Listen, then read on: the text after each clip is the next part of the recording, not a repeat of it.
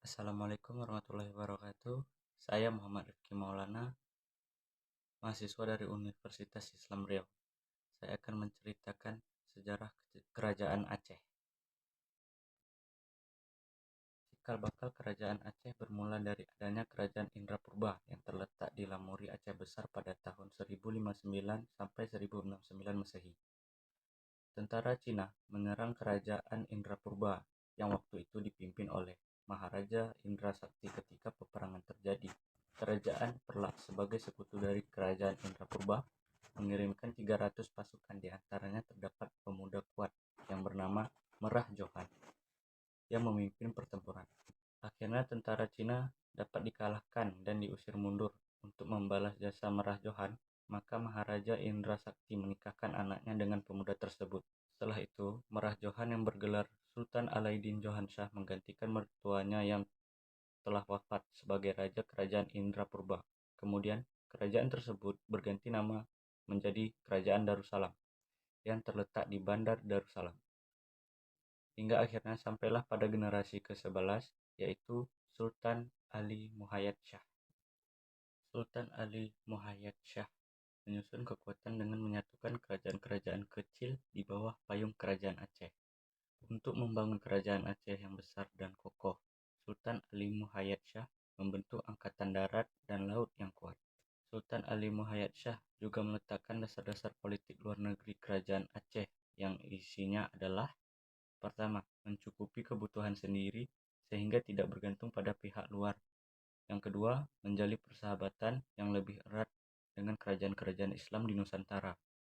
Yang ketiga, bersikap waspada terhadap negara barat.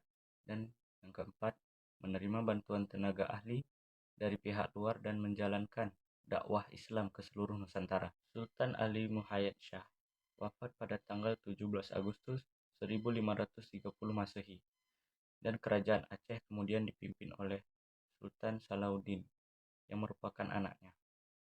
Setelah itu, Sultan Hussein Ali Riayat Shah digantikan oleh anaknya, yaitu Sultan Muda. Kemudian, Kerajaan Aceh dialihkan pada Sultan Sri Alam. Selanjutnya, Kerajaan Aceh dipimpin oleh Sultan Zain al-Abidin. Namun sayangnya tak berlangsung lama. Dalam pemerintahan Sultan Zain al-Abidin, turun dari tahtanya karena dinilai sangat kejam. Pada masa inilah Aceh mengalami krisis dinasti, sehingga akhirnya Sultan Alauddin Mansur Shah dijadikan pemimpin. Dia adalah anak dari Sultan Ahmad dari Kerajaan Perlak. Kemudian Sultan Alauddin Mansur Shah wafat karena dibunuh oleh prajuritnya sendiri, yaitu Sri Pada.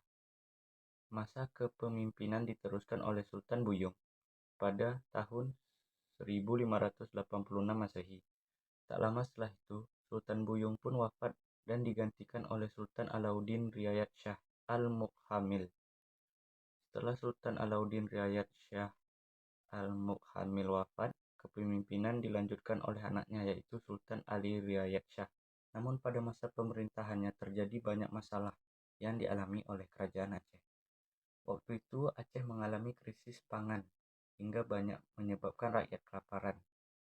Akhirnya masa kepemimpinan dilanjutkan Sultan Iskandar Muda, yaitu sepupu dari Sultan Ali Riayat Shah. Masa kepemimpinannya itu adalah masa yang begitu gemilang, karena Aceh mengalami puncak kejayaannya. Kesultanan Aceh Darussalam mengalami era kejayaan di masa Iskandar Muda. Pada tahun 1641 Masehi atau sepeninggalan Sultan Iskandar Thani, Kerajaan Aceh mengalami kemunduran. Faktor kejatuhan Kerajaan Aceh paling utama adalah perebutan kekuasaan di antara para pewaris tahta.